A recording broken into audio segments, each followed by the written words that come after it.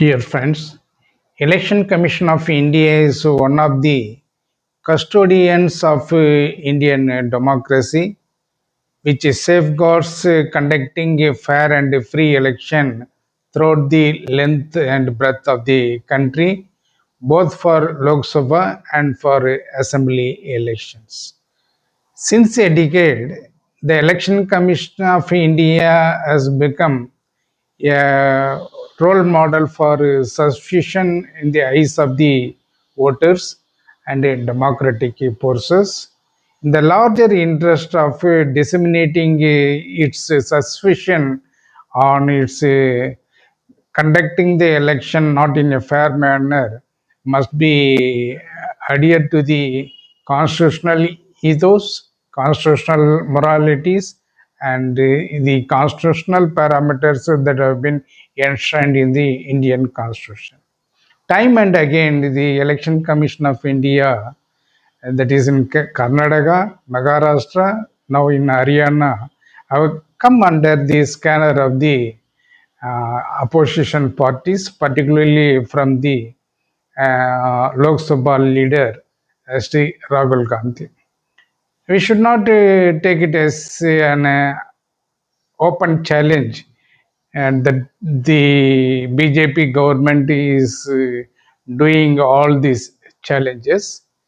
But the Election Commission of India is not adhering to the values of the democratic norms that have been enshrined in the Indian Constitution, but it is toeing on the lines of the BJP government since a decade. It is our allegation. It is not only an allegation, but the editorial of the Deccan Chronicle today has given this backdrop in an editorial. The EC must answer or probe Rahul poser on voter theft. It has been the consistent position of the Election Commission of India that it has the constitutional responsibility to protect the sanctity of the voters list based on which elections to the Lok Sabha and the state legislative assemblies are held. Even the Supreme Court of India has admitted this while hearing petitions challenging the special intensive revisions of the voters list in Bihar. Indeed, the law and the constitution empower the EC to do what it makes in order to ensure that the uh, list have only bona fide voters in them. In short, the Election Commission is the author of the electoral rolls, but then it has the right to write them. It has also the job of it defending them. Is it in this context that the Commission's response to the allegations raised by leader of the opposition in the Lok Sabha, Rahul Gandhi, about the 2025 elections to the Haryana Assembly must be considered? Mr. Gandhi has alleged that 25 lakh fake voters were cast in the elections, which the Congress lost by a whisker.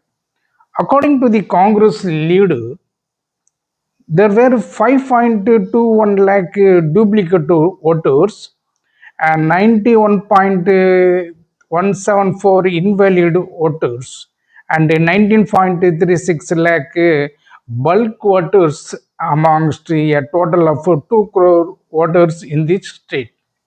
According to Mr. Gandhi, one in every voters in the rolls is a fake one.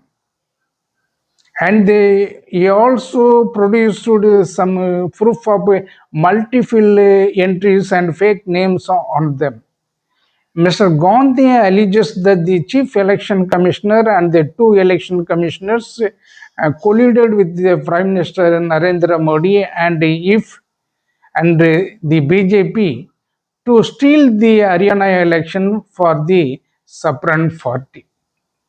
The EC's response to him, however, fails to inspire confidence. Instead of addressing or refuting the allegations, which contain specific suspicious instances, the poll panel tried to question the bona fide of the leader of the opposition. List officials conveyed to the media that no appeal was filed against the electoral rolls in Haryana, nor was any multiple voting flagged when it happened. However, the EC, which climbed the high moral ground that questioned about the SIR, cannot dismiss the charges this time with one-liners. It must come out in the open and made it position clear on this account. The panel was breathing fire and brimstone the last time. Mr. Gandhi raised allegations of vote theft in the Maharashtra and Karnataka assembly elections. It even threatened to sue the opposition leader unless he submitted proof of the allegation under oath. Mr. Gandhi refused to comply with the order, and the full panel conveniently swept the entire episode with the rug. But it is not the first time that the high constitutional body came under the scanner for partition conduct. In fact, it has repeatedly chosen to look the other way wherever leaders of the ruling party broke every rule, and especially when they openly and used religious symbols to campaign while coming out on opposition leaders for the same actions. The latest instance of such leniency took place when the Prime Minister of India openly appealed to the religious sentiments of the electorate during the first phase of polling in Bihar. The EC is one of the key conditions of India's democracy. It must act as per the law as per the constitution and answer the questions put before it, because it must not only act but also be seen acting in a just manner, and the election commission must make the efforts to refute the allegations of voter theft, or else a thorough investigation attempts to dodge them won't work this time. This was the final warning given by none other than a leading newspaper in India, that is the Deccan Chronicle.